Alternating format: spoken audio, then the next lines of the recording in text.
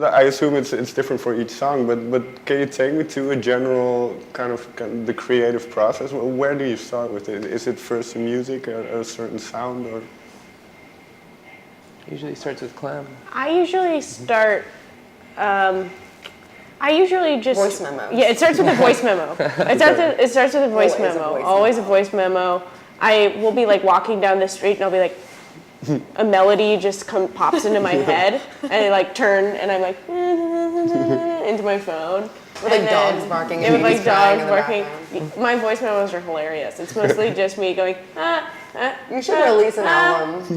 like trying to hit the key that I initially thought of. Like, no, fuck. Fuck. It's a whole mess. I love when she means to send me one voice memo but sends me the wrong one. And I'm just like, what am I listening to? Like, I love it, but I'm confused. It usually makes its way into the end of the voice memo. Because I usually skip a couple seconds because it's usually me just like fucking falling over for the first half of the voice memo. And then, so then I sort of come up with a guitar part out of the voice memo melody, and then I come up with vocal melodies and lyrics after that are sort of born out of the spaces in the melody and the guitar melody. Like my lyrics come out of the guitar parts, out of the melodies, because certain words feel better with certain melodies. So in that sense, you don't kind of think beforehand, I want to discuss this in the track, or I want to discuss... No. Okay. Usually I have no idea what my songs are about. When and then, like you say, the music kind of drives what comes out. So when does this happen? Is it when you're all jamming that certain elements come flowing to the top? Yeah. I'll come in with a bit, and then we'll just all expand on it and work on arrangement together, and then flesh the song out together. Yeah. Do you remember what track that ended up on the album gave you the most trouble? The most trouble. I remember Trash People was kind of hard to record for me. Lucid Dreams Lucid Dreams is hard was too. a tough one too. But we like stripped it back a lot, and then I think Lucid like Dreams, taking the guitar part out of the first half of that song. exploding butthole. Yeah, that was a great idea. Sometimes it can be hard to find like the center of a song. Yeah. You know, you put a lot of stuff on top of it, and you think it's one thing, but then it starts to not feel right, and then you're trying to figure out like what it wants to be. I'm a chaotic person in my brain. My brain is pretty crazy, so the songs end up being kind of crazy. Okay. And then, but that being said, the process always changes too, because as an artist, like you're always looking for new ways to create. We've been doing this thing recently where we've just been starting off our shows with kind of like a structured improvisation, just like Clem had like a riff. And then we just kind of, it's a little bit different every time, and we kind of jam on it, and like, and I feel like, you know, that'll probably ultimately be a song, and it's like one of those things where it's totally different. We've not done it that way before, but it feels like, I don't know, exciting to try, you know, to try new processes. And for the two of you, when Clementine comes, you mentioned that you're quite a chaotic person, the way songs come together. So what is your impression of when she comes to you with a song? Do you discuss it at first, or? I don't know. I think that it's like We discuss it musically. we discuss it without words completely. I mean, I think it's just. And that's the interesting thing about the recording process too, is because like one thing I learned the most in our first rehearsals as a band is that in a practice space you can't hear fucking anything. You can't hear anything. It's just like kind of a wall of sound because you're like in this small room and the amps and the drums, and Tabor's such a loud drummer, which is the best part, but it's just loud. And like, so when you record, you're like allowed to have this space where you can actually like hear all the parts and you can level them to a place where you can comprehend what's happening. So like, we just recorded a bunch of songs in Berlin, and it was so awesome to be able to like, you know, give each other space to experiment and then come back and listen to it and then take something out and then add to it. And I think the process of recording is really beautiful for figuring out songs because you have the space and you have the the freedom to like kind of just let it I know you're anti-ruminating, but kind of ruminate.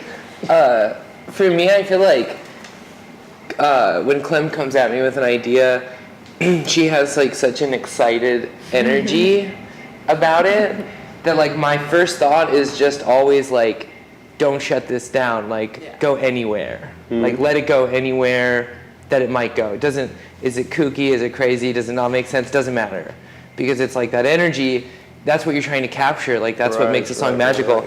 So it's like, the best thing to do is just like completely like open yourself up to like wherever it might want to go, and like she has the right energy for that, and it's like that's what makes me want to do. A lot of our first takes are the ones that make it too, which is funny. Yeah, or first ideas like in the rehearsal room where it's like she brought in something and we all got really excited and we started playing it, and it was like it just happened there in the moment, and that becomes like really what the song is, you know. So and then when the lyrics come in, is that your thing alone, or do you? Yeah, I write the lyrics. Okay. It's funny, because I feel like nobody knows what my lyrics are until we start recording them. Okay.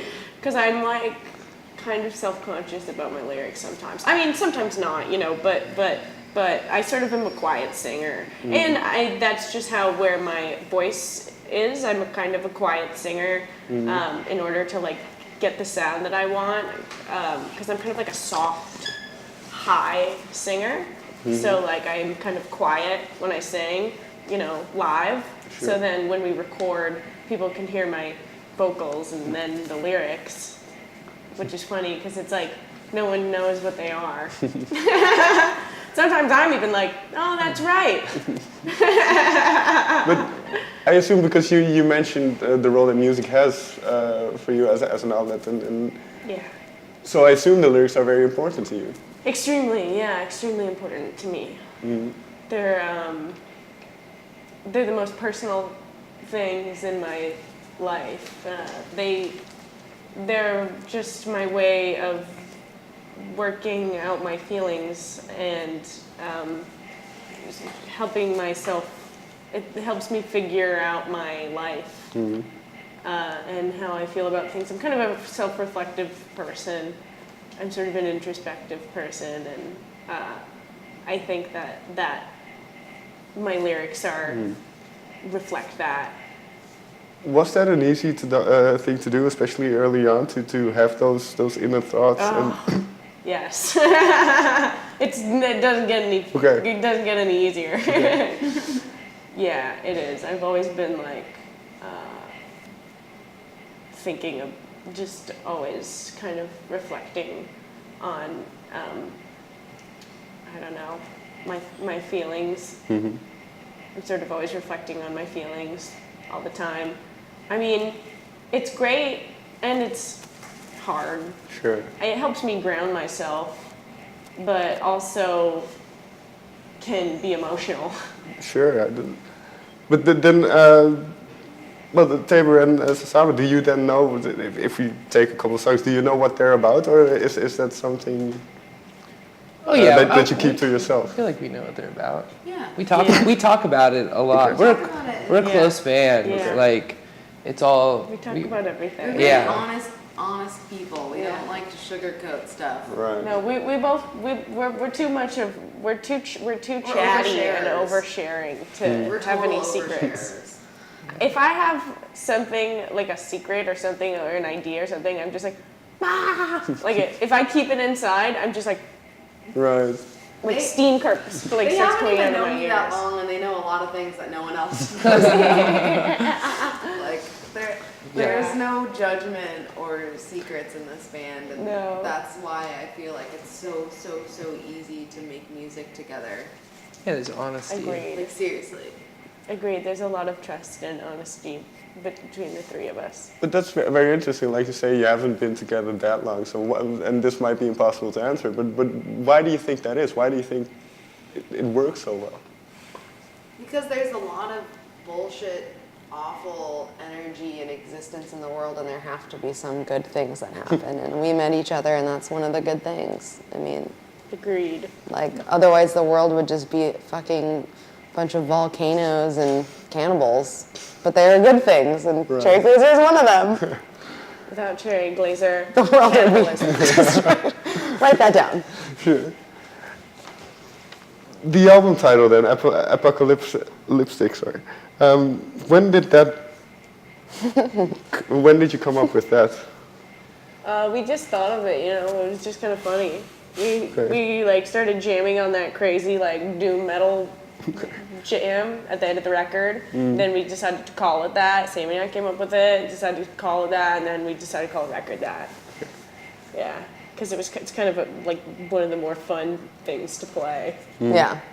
But in terms of the is there a meaning behind it? No, Or? it's just kind of a silly, funny word. Okay.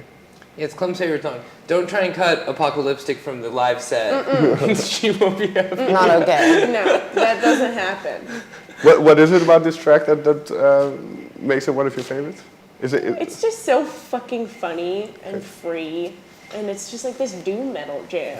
And it's like I love to like stick my tongue out and like shake my head and like roll my eyes in the back of my head when we play it and shit. It just fills me with a lot of energy. I love the way it feels and it sounds, and it's like this just like slow, sludgy, just like It's shameless. rocking, shameless. It's so shameless. It's so just like it's shameless. self-indulgent. Yeah, it's so I'm self-indulgent. just like playing feedback and Yeah. like probably like just Yeah. drowning out all the effort you guys are doing. Yeah, Just like endless feedback. yeah. It's very self-indulgent. It's so self-indulgent, and we love self-indulgence. It's We're a bunch of tasteless. It's hedonists. tasteless. Self-indulgent Tasteless, fun. Self-indulgent fun. It's very true. We're a bunch of hedonists. It's true. Well, the one more thing I'd like to talk about is you mentioned the word fun, and while the songs deal with some serious subjects, you always like to put a little bit of humor or comedy into it. Why is that important for you? Because it's ridiculous. Humans are just like these ridiculous little animals, and like even being alive is ridiculous. You know, it's just so stupid. And so I just love to realize how liberating it is that, you know, it's really stupid.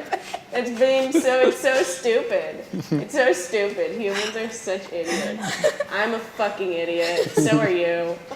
And so, like, you know, may as well have fun. You know, you're only on this planet for so long. May as well laugh and have fun. It just makes life better. Finally, then, and I think this ties in with what you just said, but I always like to ask how do you define success? When will the album for you be a success? It is the making of it. You know, the success doesn't come later. You know, the creation of it, the creative process is the fulfillment. The fulfillment and the creation happen simultaneously. Whatever happens to the record doesn't matter. Okay. Thank you very much for your time. Thank you so much. Thank you, man. Thank you. It was so much fun. That was a great. You did some really Yeah, great good. questions. Thank Thank you you. for Thank you for that. that. I needed that. I needed I needed some to talk good about questions. just Yeah, good. Yeah, we very talked good. about fucking music.